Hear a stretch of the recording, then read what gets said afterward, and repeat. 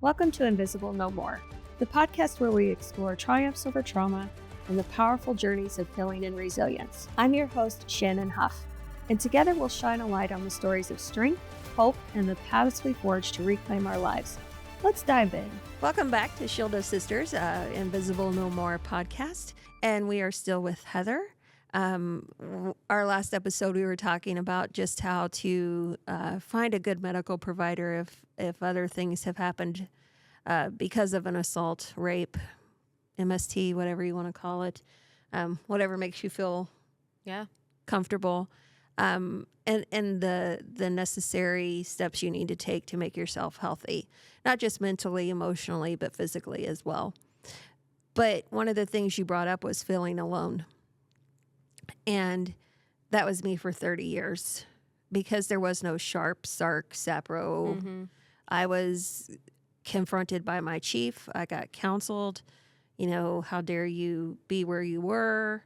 If you go to counseling, you're going to lose your clearance. You're going to go. There was no support.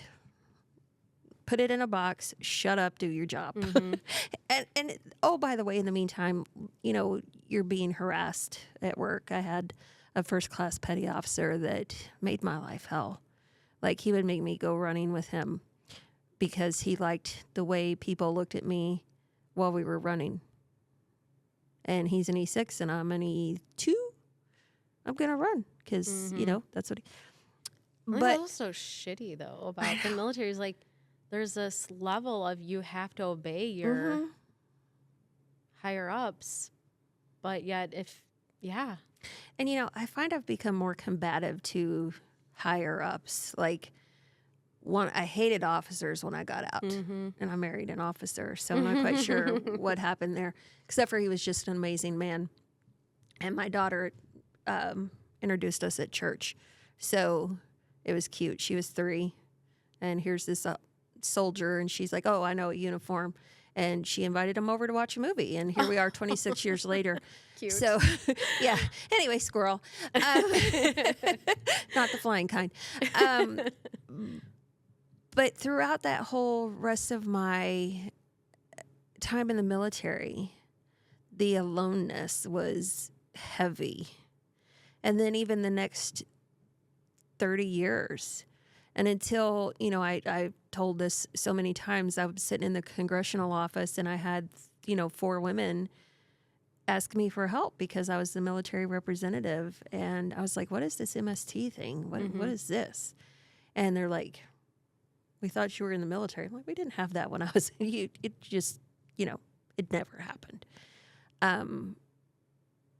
But once you find people, or once you start talking about it, it's like they come out of the woodwork. Yeah. Yeah, and it's like, that's the whole point of me wanting to be here is like, I want this kind of, in the light. Like, it needs to be addressed. Extremely. And I just don't want other women to think they're alone because there's, like, me talking about it, I've realized how many women who I never even, I'm like, there's no way you went through that. Are you serious? They're like, yeah. And I'm like, oh my gosh, why didn't you tell me that? Like, why didn't you talk to me about that? So we gotta speak more on it. It needs to be brought up more often. Absolutely. And, as we're changing to a new administration, we're not going to get into politics. I've seen a lot of conversations about MST and the military and what possible changes could happen. Like under the Biden administration, we changed to a civilian investigators once you report. I think that was crucial because when you leave it under a commander's investigating service or, realm, one, they're not investigators. They're not trained to investigate. Or 2, you're scared of the retribution, not being heard, not being believed. So I think that was an extremely valuable change. I guess we'll see the outcome of that. My hope in this next administration would be start punishing, start prosecuting. Yeah. We're never going to, when I was talking to Jane earlier, the person who assaulted her and several other women while they were deployed actually went to jail, and he served his time. Great. We're never going to end our time. Yeah. Our service time for being assaulted and the trauma that follows thereafter is forever. Yeah. It's how you process it and what you do with it. Right. But just smacking them on the hand, changing their units, letting them retire at a lower rank, or just pushing them out is not punishment. No. So I would really hope that there's a change in that. But also, I would love to see women just start speaking out. Absolutely. Because they're so scared. Yeah. And, it's like you can't buck the chain of command. And that's, oh gosh, I did squirrel, didn't I? I was saying how much I hate, that higher up, that command thing, because of, I think, how punishing my command was and how scared I was of bucking that command and oh, you've got a clearance. And I guess I was so by the book, like you don't go to somebody else if that's your command. Like, I don't know. I was scared. Yeah. Well, you're young and you're drinking and and I would just hope people don't let that hinder you from reporting. Yeah. That's something I always think back on. I'm like, why? What would have been different if I didn't report it, but you're going to get some bumps from but that's way better than them going on to assault another person. Absolutely. Or, whatever. I mean, we could talk hours. We just get to talking and I'm like, oh, squirrel again.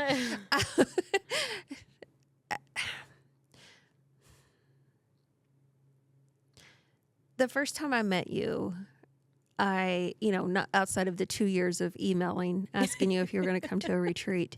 And that was more, I needed people at the retreat because I've been working on this for 2 years. And I need more people. So people can see that this works and so that we can help each other. It wasn't necessarily, it was a double-edged sword. I wanted you to see what I had done to help myself and you could get that help too because I was so excited. But two, just to grow that network so big that no one can ignore us anymore. Uh-huh. Yeah.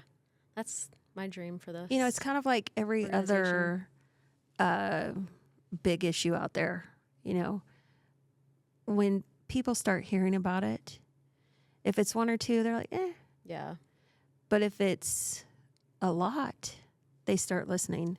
And it's not that I want the military to be seen in a bad light. I love the military. Right, yeah. I love the Navy. I love having served. I love coming from a military family with a very long history. I hate what we're doing. I hate that we have changed our recruiting standards so much that anyone can get in. Yeah. There's no ethical level here that we've... It's just a different world. It's like our standards have lowered. Yeah.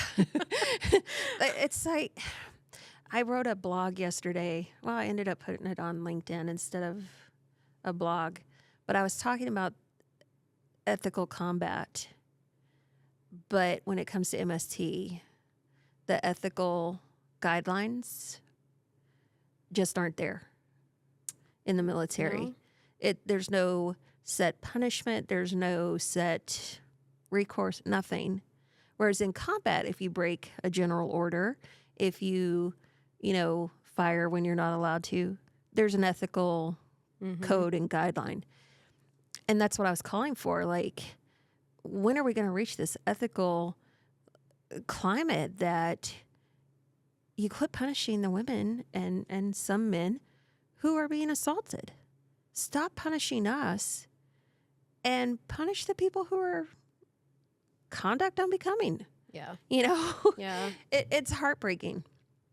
It's heartbreaking. Yeah. Every day I hear stories. Every day. And sometimes I don't even want to pick up my phone.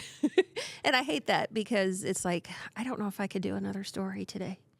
I don't know if But I then can just hear. think about how many women you're like, Yeah. you were that door, you were that, like, So I pick up the phone. yeah, you do a good job. And of you it. all know At that, like 5:30 in the morning. 5:30 in the morning, or whatever time of the day or Yeah. night. Like my phone is never turned off. Yeah. Because what if it's that moment where they're deciding between life and death, Mm-hmm. or I'm coming to a retreat, or I'm going to keep this quiet, or so that was my goal, was that we reach such a vast network that no one is ever deciding between life and death again because of MST. I think it's important that we, as hard as it is to tell our stories, to do these podcasts and Definitely to get out need there. to voice it. Yeah. So we're going to keep doing it. Good. Yeah. I hope we get so loud, like they can't shut us out. Yeah. Be like, could you just be quiet just a little bit? No, we're going to continue. Yeah. And yeah, I just remember being so scared to go to that event. I was scared to death. And I was like, when? I'm like, man, why didn't I go? But I know things all work out for a reason. But I was so glad I went. You come to the retreat you're supposed to. Yeah, you're right. Do. You're right. And we actually posted a picture of you. Oh boy. on social media, because we write our letters, and at the end we burn them. Yeah. And you were sitting on the dock where you had sat and written your letter. Yeah. And at the end, that was a lot of work for you to burn that letter. It was worth it. It was so windy, but you were determined to burn that letter. I told you, no one's going to tell me I can't do something. Yeah. You've proven that. So at our retreats, we write a letter. I'm not going to go into details, but it talks about our trauma, and it's the only time we kind of tell our stories and what goes on. And at the end, we destroy them in some form or fashion, depending on where we are. And Heather went back to where she wrote her letter and sat there and watched it burn and float down the water, the ashes. And it was so significant for me to watch that, because I'd watched you sitting there writing it, and then I got to watch you just like let that go. And it was so powerful. And, sometimes things like that are very visual, and it's like, oh, okay. I think It's the gone. whole act Yeah. of putting it all out there and knowing I can let it go. Yeah. That whole act of doing that was just like yes, I can Yeah. let it go. I mean, not that it's going to ever disappear, Right. but right, it's okay to, like you said, set that down. Yeah. Put it to the side. Not only did you burn yours, it went away on the river, so kind of hard to pick it back up. It ain't coming back. No, which I love. I love that, and I'm sure Paul will love that as well. His metaphorical exercises always amaze me. Like, that's so simple. Really? But it works, Yeah. So I thank you for trusting us and coming Thank you to a for retreat. pursuing me and getting me to trust the process. Well, and kind of like you, I don't take no for an answer on too Must many be a things. military It thing, must be, yeah. Sassy girl, grow up, go Army. and go Navy. I might keep you for the next podcast episode. I'm supposed to do one by myself. But in all seriousness, I know when you talked at the retreat, you were much more emotional about your story. Yeah. And I love seeing the growth. And, the more comfortable we get with talking, I think the more we heal. Absolutely. I could not agree with you more. Yeah. I feel like every time I talk about it, I'm able to set just a little bit more weight down. Yeah. And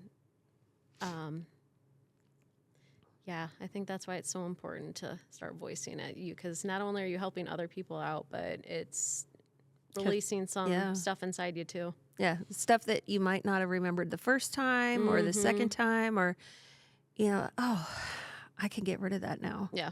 So I'm just appreciative of you and your courage to be here. Thank you. And I would just encourage anyone listening to find your courage, to find your voice, and talk about it.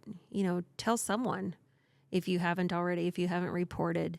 But if you have and you still need help, there's nothing wrong with going to counseling. I still go to counseling, for all kinds of things. Sometimes I just need a little bit of self-care after a retreat, or, or someone just to talk to. Yeah. That has no judgment of you. And that's a great thing about counselors. And if they do judge you, find a different one, because they're not the Bye. right one.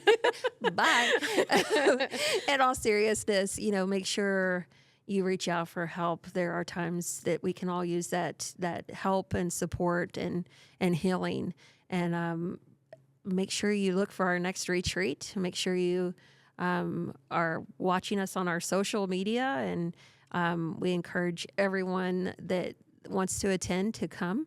Eventually, we're going to add a male retreat, because we do have brothers out there that need support as well. So just remember, brother or sister, you're not alone. There is always one other person out there, and there's a network here, and the Shield of Sisters is always going to be available in some form or fashion, whatever our future may hold. So I thank you for joining us again, and thank you, Heather. Thank you. We'll see you next time. Thank you for those in our Founder Circle: Walmart, Superbio, Sauk County Veteran Service Office, and USAA for your continued support. If you're interested in joining our Founder Circle, reach out to me at shannon@shieldofsisters.com or 608-344-0210. And don't forget to like and subscribe to stay updated on our newest episodes of Invisible No More podcast.